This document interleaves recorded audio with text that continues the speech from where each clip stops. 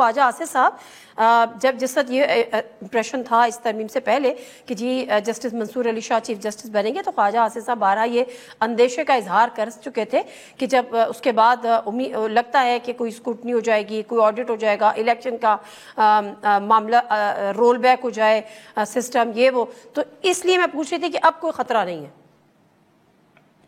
جی دیکھیے، مختلف پاکستان کے جو ادارے ہیں، اگر ان کے سربراہان یا ان کے کچھ لوگ ایک مہیب تجاوز کا فیصلہ کر لیں، جس طرح کہ ابھی ریزروڈ سیٹس کے کیس میں ہوا ہے، تو اس کی پھر ریمیڈی دوسرے طریقے سے آتی ہے۔ لیکن اگر وہ تجاوز کرنا چاہتے ہیں تو ایک دفعہ تو وہ فیصلہ آ چکا ہے نا فیلڈ میں، جس کا پھر پارلیمان نے جواب دیا قانون سازی سے۔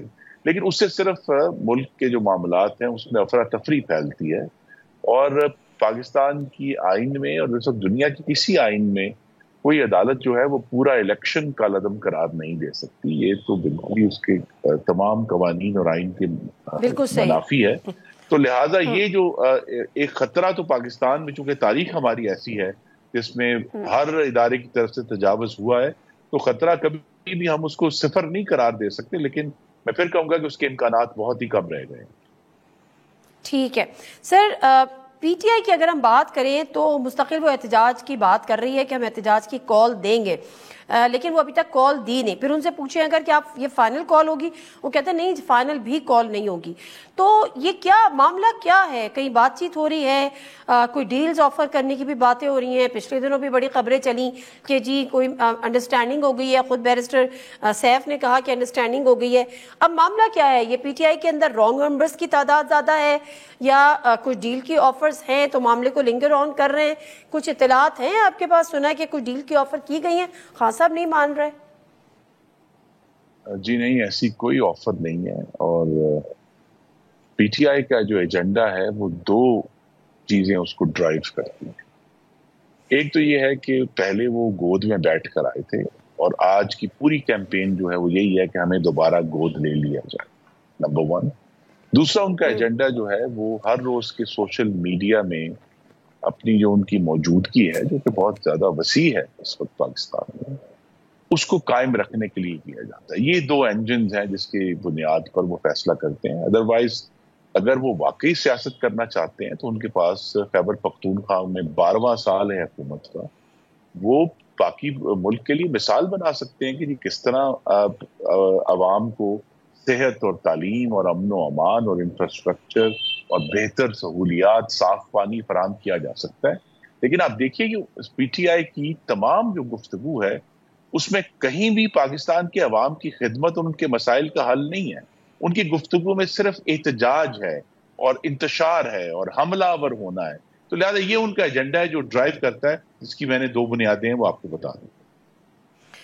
کچھ جگہوں سے یہ بھی سننے کو آ رہا ہے کہ بس بہت ہو گیا، اب خان صاحب شاید باہر آ جائیں گے، نومبر میں نہ صحیح، دسمبر میں صحیح، دسمبر میں نہ صحیح، شاید جنوری میں، بس بہت سے حلقے جو ہیں وہ دسمبر کی بات بھی کر رہے ہیں۔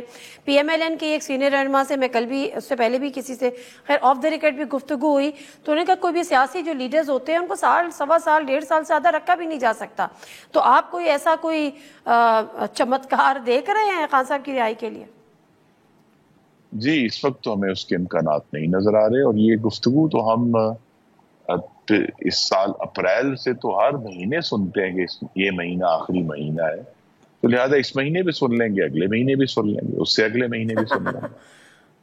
ٹھیک ہے چلیں، وہ تو ہوگا تو سن لیں گے، لیکن بشریٰ بی بی کی رہائی ہو گئی، یہ کسی ڈیل کا نتیجہ تھی یا آپ کو لگتا ہے کہ واقعی عدالتوں سے ان کو انصاف ملا ہے اور یہ درست فیصلہ ہے، وہ ضمانتوں پہ باہر ہیں؟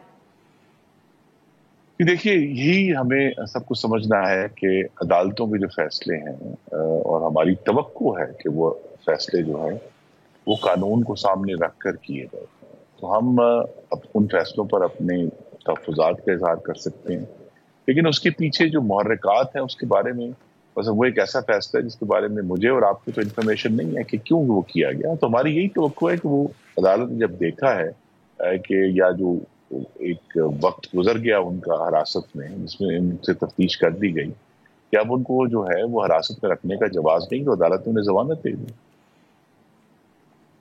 ٹھیک ہے، مطلب فیئر ٹرائل اور فیئر اس کے آئیے کسی کوئی ڈیل نہیں ہوئی ہے, کوئی ایسی چیز کسی کی جی نہیں, میں نہیں سمجھتا کہ ہمیں جی تمام تر اپنے تحفظات کے باوجود بہرحال پاکستان کی عدلیہ پر ہی قیاس کرنا ہے کہ وہ انصاف فراہم کریں گے. بالکل ٹھیک ہے.